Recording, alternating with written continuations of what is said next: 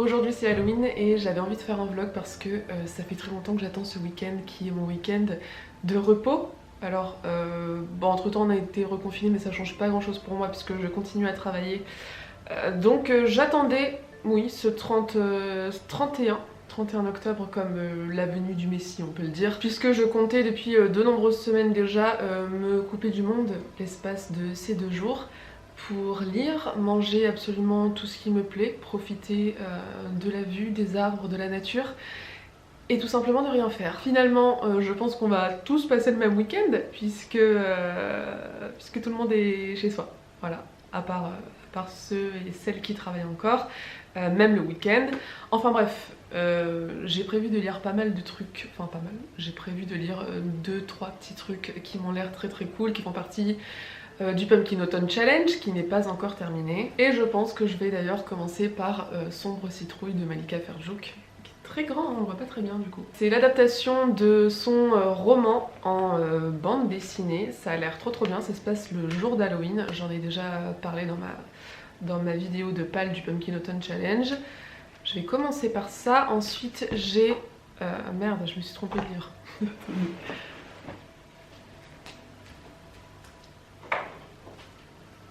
J'ai L'Arbre d'Halloween de Ray Bradbury qui est tout court, qui fait 160 pages et que je comptais aussi lire le jour ou le soir d'Halloween ou le week-end d'Halloween, on s'en fout. Je me suis prévu 2 jours pour chiller, pour rien glander et je suis ravie par cette perspective. Puis ça me fait trop plaisir de revenir un petit peu en vidéo parce que ça fait longtemps que j'ai pas eu l'occasion de tourner. Parce que la vie est un petit peu dingue en ce moment, comme d'hab en fait. Mais voilà, moi le temps d'un week-end, je vais faire comme si le monde extérieur n'existait pas et je vais m'enfermer dans ma bulle. Et j'espère que vous aurez le même sentiment en regardant cette vidéo. J'espère que ça vous fera du bien, que ça vous changera un petit peu les idées et c'est tout. Prenez bien soin de vous et ah oui, avant qu'on commence officiellement ce vlog, je voulais vous dire que si jamais ça vous tente, parce que quand je vous ai demandé quel type de vidéo vous aimeriez potentiellement voir un jour, ce qui est revenu un petit peu, enfin ce qui est le plus revenu, ouais, c'était une petite FAQ. Donc si ça vous intéresse, si c'est quelque chose que vous voulez voir et surtout si vous avez des questions à me poser, profitez de cette vidéo dans les commentaires. Si personne me pose de questions, on s'en fout, hein, je ferai pas de FAQ, mais là je me dis je vais quand même un petit peu moins travailler vu les circonstances actuelles et puis vous allez peut-être avoir le temps de me poser des questions, de regarder plus de vidéos. N'hésitez pas, je regarderai tout ça et puis j'y consacrerai une vidéo s'il y a assez de questions.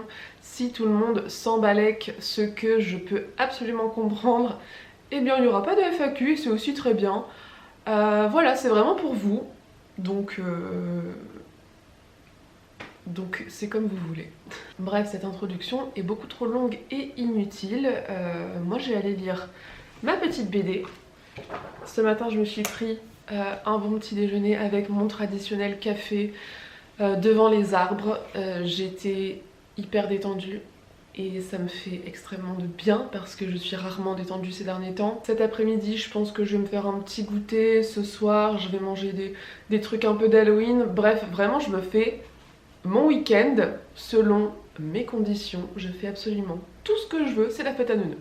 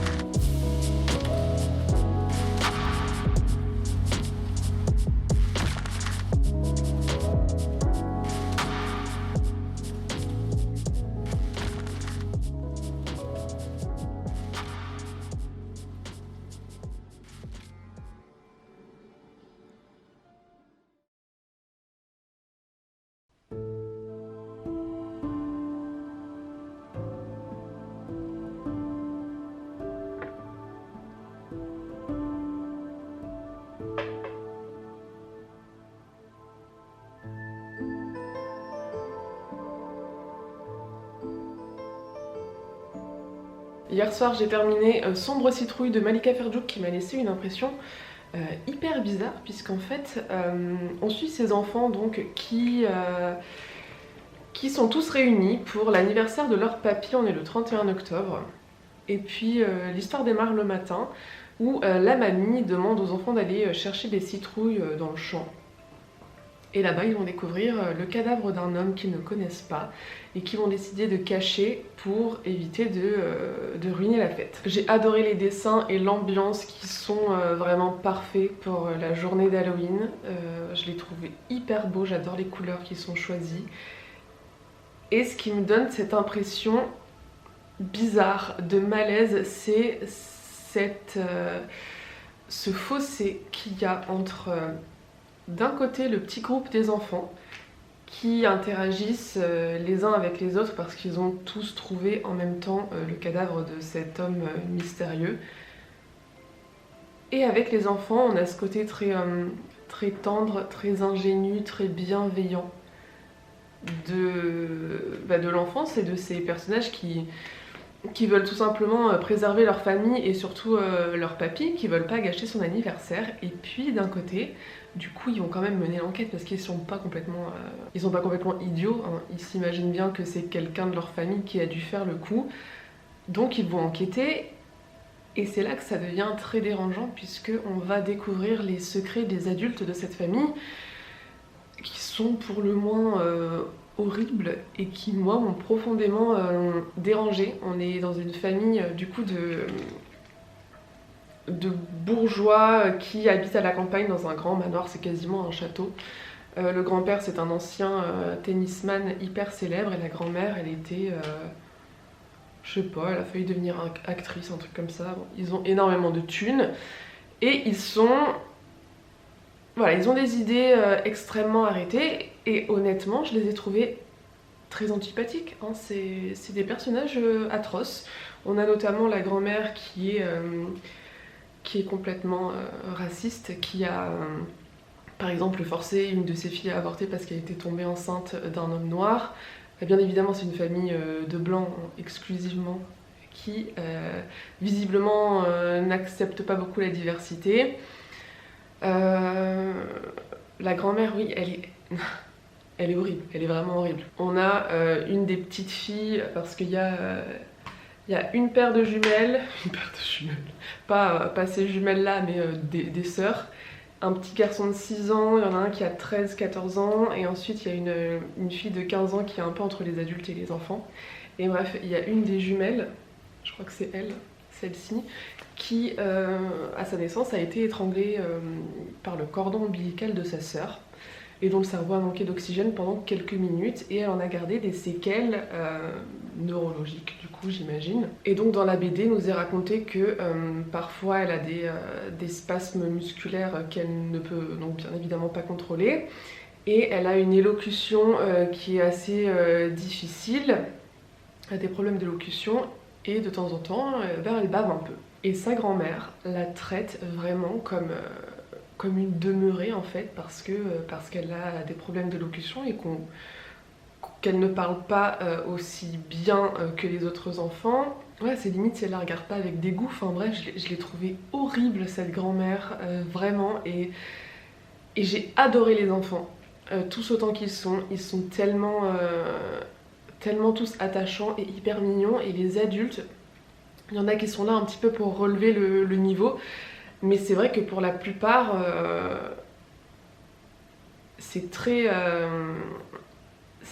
dérangeant en fait. En tout cas, j'ai passé un super bon moment. J'ai bien aimé ce petit côté mystère, ambiance d'Halloween. Et puis voilà, les sujets qui sont abordés hyper graves, du racisme et de la discrimination. Ils sont importants à soulever, mais ils font vraiment froid dans le dos dans ce livre, je trouve. Donc Sombre Citrouille, ouais, c'est pour un public jeunesse, mais peut-être pas à faire lire à vos enfants qui sont en CP, quoi. C'est quand même très hard. Ensuite, j'ai directement embrayé sur L'Arbre d'Halloween de Ray Bradbury, et rien que de mentionner le nom de Ray Bradbury, j'ai l'impression qu'un sourire niais se dessine sur mon visage. C'est tellement beau. C'est tellement poétique, c'est extrêmement bien écrit. Je pense que le traducteur Alain Dorémieux a dû faire un travail de ouf parce que la musique de ce texte, c'est incroyable. Il y a des jeux, j'ai l'impression, à chaque phrase, sur les sons, sur les mots, c'est absolument magnifique. Et je suis complètement à côté de la plaque, visiblement, parce que j'avais absolument pas capté, alors que c'est quand même écrit noir sur blanc dans le résumé, que ce récit met en scène des enfants en personnages principaux. Parce qu'on parle quand même d'un certain Tom Skelton qui se déguise en squelette et parcourt la ville avec ses copains en quête de friandises. Et moi dans ma tête c'était un mec de 40 balais qui faisait ça. Mais pas du tout, c'est des enfants. En même temps je vois pas ce qu'il y aurait de mal à aller chercher des bonbons même à 40 balais, mais voilà, j'avais pas compris que c'était des enfants. Et je trouve que ça le rend encore plus intéressant. C'est donc l'histoire de ces enfants qui, le soir d'Halloween, perdent un copain à eux. Il est pas décédé, mais il s'évapore dans la nature. Et ils vont faire la rencontre dans une maison hantée d'un être très étrange et mystérieux qu'ils vont suivre et avec qui ils vont découvrir la tradition d'Halloween à travers le monde et à travers les âges.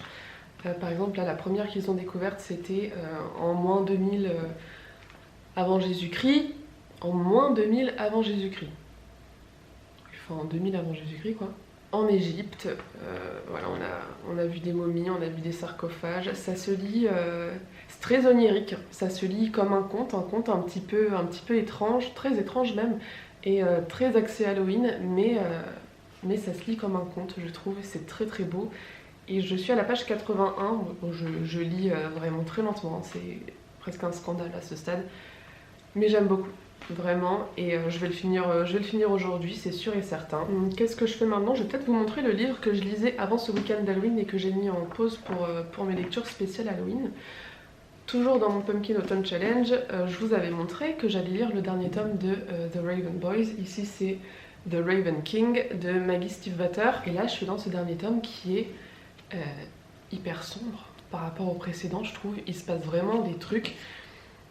C'est à la limite de l'horrifique, et encore je trouve que des fois on franchit la frontière, et vraiment là je me dis on arrive à un stade de l'histoire où les enjeux sont tellement énormes que il y en a un qui va crever, c'est pas possible. Je suis à la page 309 sur 138, un truc comme ça, donc il me reste 120 pages. J'ai hâte de finir, mais en même temps j'ai vraiment trop peur parce que je sais pas ce que Maggie Stiefvater leur réserve en fait. J'ai un petit peu peur pour mes petits personnages chouchous, j'avoue. Mais en fait c'est bizarre parce que je trouve que d'un côté il se passe pas grand chose et en même temps il se passe plein de trucs. Je pense que tout va se précipiter dans les dernières pages et ça va être assez fou, du moins j'espère. J'en attends vraiment une conclusion assez monumentale. Si vous savez pas de quoi ça parle, je vous renverrai à ma vidéo sur le Pumpkin Autumn Challenge parce que j'en ai fait un petit résumé. Et j'en peux plus de résumer ce livre, c'est trop compliqué. À part ça, vous l'aurez vu hier soir, j'ai regardé l'adaptation de Rebecca sur Netflix avec Lily James et Anne Arden. Je sais plus comment il s'appelle le mec. J'avais hâte de regarder cette adaptation parce que j'ai beaucoup aimé Rebecca, le roman de Daphné du Maurier, que j'ai lu quand même il y a maintenant plus de 2 ans. Et en fait je me suis rendu compte que j'avais gardé en mémoire vachement l'ambiance de Rebecca et ce que m'avait inspiré les personnages et surtout la narratrice, mais qu'en fait je me souvenais pas trop des détails. Donc finalement en regardant le film je me suis dit j'ai l'impression que c'est plutôt une bonne adaptation, mais en fait je suis pas sûre parce que ça fait trop longtemps que j'ai lu Rebecca et je me souviens pas des détails. En tout cas j'ai trouvé que c'était plutôt fidèle à l'ambiance et dans le déroulé des événements. Par exemple je trouve que c'était une meilleure adaptation du livre que le film Ma cousine Rachel ne l'a été du livre également, vous voyez ce que je veux dire. Bien évidemment dans le livre je trouve qu'on a quand même plus accès aux pensées de la narratrice et donc on a beaucoup plus ce côté obsession avec Rebecca qui quand même était bien retranscrit dans le film, là j'ai trouvé. Il y a juste la fin où je me souviens pas, la toute fin du film, il me semble qu'elle est pas dans le livre et je m'étais dit mais attends je sais plus du tout si ça termine comme ça ou pas. Voilà. En fait j'ai pas grand chose à en dire, j'ai bien aimé le film. c'était pas révolutionnaire, j'ai trouvé. Je trouve que le livre a beaucoup plus d'impact, beaucoup plus dérangeant et met beaucoup plus mal à l'aise. Mais en soi, c'était une adaptation qui était vraiment pas mal, je trouve, et j'ai passé un bon moment. Ça m'aura pas marqué. Après, Rebecca, c'est une très bonne histoire, mais vous savez que c'est pas ma préférée. Moi, mon chouchou de Daphné du Maurier pour le moment, c'est Ma cousine Rachel, que je trouve complètement mindfuck, encore plus que Rebecca, et que j'ai absolument adoré, que j'ai envie de relire tous les jours. Mais Rebecca, l'adaptation Netflix, c'était pas mal. Et si vous cherchez un film sympa à regarder, pourquoi pas.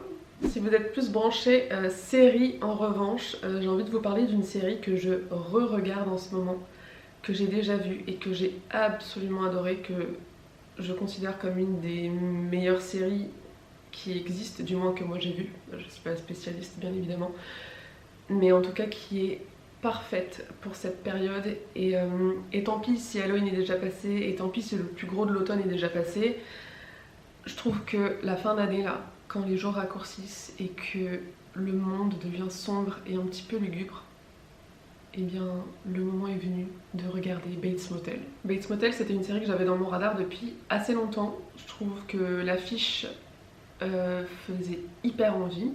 Et en même temps, j'étais un peu réticente parce que ce côté un peu vintage à la fois m'intéressait, et en même temps, j'avais l'impression que ça faisait un petit peu vieillot et un peu passé. Et en fait, pas du tout. Au contraire, ça donne un charme fou à cette série dans laquelle on suit donc la vie de Norman Bates, qui est donc le personnage du film de Hitchcock, Psychose, qui d'ailleurs était également un livre. C'est Jeannot, ce livre, qui me l'a appris. Mais je ne me souviens plus du nom de la personne qui a écrit ce livre. Bref, tout le monde connaît plus ou moins l'histoire de Psychose et de Norman Bates, qui est ce légendaire psychopathe qui a commis énormément de crimes et qui était vraiment fou allié, hein, tout simplement. Et dans la série, les réalisateurs, les scénaristes ont pris le parti de se concentrer sur sa jeunesse. Quand la série commence, il a à peu près 17-18 ans. Et donc on le suit vraiment dans son jeune âge. On apprend à comprendre comment et pourquoi il est devenu cet assassin et ce mec complètement dérangé et malade, finalement. Et c'est absolument brillant et magistral. Les acteurs sont incroyables, la photographie est magnifique, le scénario est extrêmement bon. Alors bien sûr, si vous êtes des grands fans de Psychose, vous allez vous dire ça part dans tous les sens. Bien évidemment, c'est une série, donc les scénaristes ont brodé tout un univers, toute une histoire, tout un contexte. Donc il y a plein d'éléments qui se rajoutent. Il y a énormément de clins d'œil au film, mais qui ont été détournés. Et je trouve ça juste génial, c'est vraiment brillant. Dans Bates Motel, on part vraiment sur une construction et une évolution de personnages qui est incroyable. C'est les personnages, je trouve, les mieux construits que j'ai jamais vus en fiction. On ne sait jamais sur quel pied danser. Un coup on se dit, Norman c'est un mec qui est fou allié et il faut l'enfermer et il est dangereux. Et à l'épisode suivant tu te dis mais en même temps il a eu une vie tellement horrible, comment ne pas perdre les pédales? Et t'as de la peine pour lui finalement, et t'as presque de la compassion pour lui. C'est vraiment une série de ouf, je trouve. Et alors par contre, trigger warning pour absolument tout ce qui existe au monde. Je me souvenais même pas que le premier épisode commence... je crois que dans les premières 20 minutes on a un viol, hyper choquant d'ailleurs, hyper choquant, hyper graphique, que j'avais oublié parce que ça fait, je sais pas, peut-être 2 ans et demi que je l'ai vu cette série. Et voilà, c'est hyper choquant et d'ailleurs toute l'histoire démarre un petit peu de ça. Mais ouais, trigger warning pour absolument tout, viol, meurtre, violence, violence psychologique, maladie mentale, la totale. C'est clairement pas hyper agréable à regarder tout le temps, mais c'est incroyable en même temps. C'est d'ailleurs l'œuvre de fiction, tout support confondu, qui m'a fait le plus pleurer de toute ma vie. C'est-à-dire que quand j'ai terminé cette série, le dernier épisode, j'ai commencé à chialer avant la fin, j'ai chialé pendant la fin, comme une madeleine, hein, attention. J'ai chialé pendant le générique, ensuite c'était le soir, donc je suis allée me laver les dents, tout ça, je chialais. Je suis allée me coucher, je pense que j'ai chialé encore une demi-heure dans mon lit, vraiment j'étais en mode mais... Voilà, c'était ma petite recommandation série d'automne, un peu vibe Halloween, complètement glauque, complètement sombre. Mais en même temps, elle a un côté tellement lumineux, cette série. On a vraiment des personnages qui ont une vie horrible, mais qui ont tellement espoir de s'en sortir, qui veulent absolument tout faire pour s'en sortir. L'amour qui unit Norman à sa mère, il est peut-être trop, et c'est peut-être ça qui les étouffe tous et qui au final devient néfaste, mais de base il est beau. Enfin bref, c'est très bizarre. C'est une série, une histoire et des personnages qui ne peuvent pas vous laisser de marbre. Il faut adhérer, je pense, parce que c'est très chelou et c'est très violent, mais c'est magistral. Et si vous hésitiez encore à vous lancer ou que vous étiez en panne d'idées pour une petite série à regarder en ce moment, et bien voilà ma recommandation.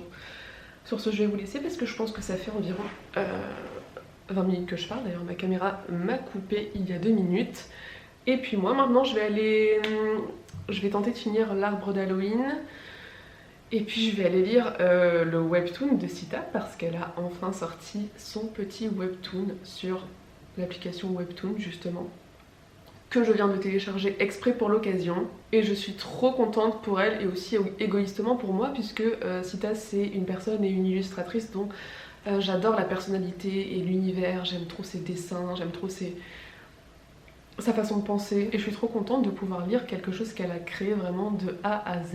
Et voilà, je suis sûre que ça va être trop bien. En plus ça parle de fantômes, donc je pense qu'on reste carrément dans le thème de ce vlog d'Halloween. Donc voilà, moi je vais aller faire ça et puis on se retrouve plus tard, j'espère, si j'ai la foi d'allumer la caméra.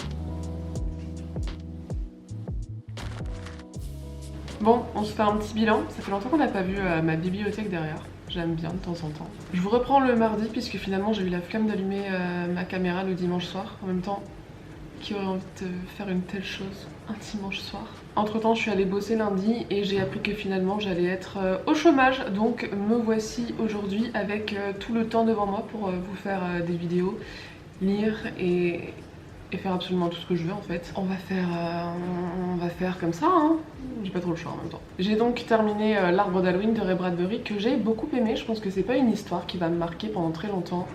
Désolée pour la luminosité, hein, c'est l'automne, il fait gris, il fait beau, il fait gris, il fait beau, c'est trop chiant. Donc je pense que c'est pas une histoire qui va me marquer, c'est vraiment un livre qui se lit presque comme un conte, un peu à la Peter Pan, bien que je dis ça mais j'ai jamais lu Peter Pan, mais vous voyez un peu la vibe genre des enfants qui vont vivre une aventure extraordinaire pendant un court laps de temps, qui s'en vont dans un monde un petit peu imaginaire, qui vont y faire plein de rencontres, ils vont apprendre plein de choses et puis ensuite hop, tout le monde de retour à la maison et ils sont changés à jamais. Voilà, il y a une petite réflexion un petit peu merveilleuse et en même temps philosophique. En tout cas moi c'est vraiment l'impression que ça m'a donné. D'ailleurs désolée pour le bruit, c'est vrai je vous ai pas dit, il y a mon lave-vaisselle à côté, ça doit être insupportable. mais un peu flemme de laisser un bruit régir ma vie, donc je tourne quand même maintenant. C'est vrai que c'est un peu bruyant quand même. Donc j'ai bien aimé cette petite virée en compagnie de cette petite bande de gosses qui ont appris plein de choses sur Halloween à travers le monde. Je pense que des enfants peuvent lire ce récit, honnêtement, ça fait pas peur. C'est juste merveilleux et un petit peu barré, puisque j'en retiens surtout c'est la magnifique plume de Ray Bradbury que j'ai découvert au début de l'année avec Chroniques martiennes que j'avais absolument adoré. Et je vais lire tout ce qu'il a fait, je pense. Et puis ensuite, j'ai embrayé sur Le Patient de Timothée Le Boucher, qui est donc un auteur de bande dessinée. Que j'ai découvert pendant le confinement dernier avec Ces jours qui disparaissent, qui m'avait absolument ravagée et traumatisée. Du coup, je suis entrée dans Le Patient vraiment méfiante. Je me suis dit, qu'est-ce que ça va me réserver encore cette histoire? Et ici c'est très différent. On sent qu'il y a des thèmes qui sont chers à Timothée Le Boucher et qu'on peut retrouver dans ces deux œuvres-là qui sont les seules que j'ai lues. Mais c'est différent dans le sens où on commence vraiment comme dans un thriller assez classique, c'est-à-dire qu'une jeune fille est retrouvée dans la rue, elle a un couteau sur elle et elle est couverte de sang. Si les voisins s'en mêlent, ça va être compliqué là. On découvre rapidement que toute sa famille a été sauvagement assassinée. Ils sont assez nombreux, donc c'est vraiment un carnage. C'est gore. La jeune fille se suicide peu après les faits et il se trouve qu'en fait il y avait un rescapé, un de ses frères qui est tombé dans le coma et qui y est resté pendant plus de 6 ans. Et puis donc ensuite il y a une ellipse et cette personne se réveille et on va essayer de comprendre ce qui s'est passé ce soir-là parce que c'est pas extrêmement clair, l'affaire a été classée mais on n'a pas vraiment eu le fin mot de l'histoire. Et je vous en dis pas plus parce que je trouve que c'est un thriller très haletant et prenant. Moi je l'ai lu d'une traite, j'étais complètement absorbée et fascinée comme pour Ces jours qui disparaissent, même si c'est une histoire hyper différente. Je trouve que Timothée Le Boucher il a vraiment le truc qui fait que t'as pas envie de lâcher et que tu tournes les pages et tu dis putain mais comment ça va terminer et ça sent pas bon, tu vois. Encore une fois, j'adore les dessins, j'adore le trait de Timothée Le Boucher, j'adore les couleurs qu'il choisit, je trouve que tout est très atmosphérique. C'est juste brillant ce qu'il fait, je trouve. Toutes les personnes que je connais et qui ont lu cette BD s'accordent pour dire que la fin, elle est un peu genre... On sait pas trop sur quel pied danser, en fait. Et connaissant un petit peu Timothée Le Boucher maintenant, même si j'ai lu que 2 de ses œuvres, je me dis que il nous a fait un coup fourré. C'est le genre de BD qu'il faut relire, je pense, pour en comprendre toutes les subtilités. Et je pense que c'est une œuvre à décortiquer vraiment comme une enquête en fait. Parce que je suis persuadée qu'il y a des trucs que j'ai laissé passer, alors que j'ai essayé d'être hyper vigilante et attentive. Mais je suis sûre qu'il a disséminé des trucs dans sa BD que tu ne peux comprendre qu'en la lisant 2 fois, quand t'as déjà eu la fin en fait. C'est à découvrir par soi-même je pense et j'ai très envie de lire pareil tout ce qu'a fait Timothée Le Boucher. Je crois que sa première BD qui s'appelle Les Vestiaires a été rééditée récemment et donc je vais aller me pencher là-dessus quand j'aurai l'occasion. Et puis voilà, moi je vais vous laisser pour aujourd'hui. En tout cas, ce petit week-end était une réussite, hein, la mission est accomplie, je me suis détendue, j'ai fait absolument tout ce que je voulais comme j'en avais envie. Du coup visiblement mon week-end va être prolongé puisque confinement, chômage quoi. En tout cas j'espère que cette vidéo vous aura plu, qu'elle vous aura fait du bien à vous aussi. N'oubliez pas que si vous voulez me poser des questions, et bien ça se passe dans les commentaires. Encore une fois, s'il n'y en a pas et si tout le monde s'en fout, aucun problème. Et puis moi je vous dis à bientôt pour la prochaine vidéo puisque je vais avoir du temps pour tourner, du temps pour lire. Je sais d'ailleurs déjà ce que je vais filmer après. Donc je vous dis à bientôt. Bye.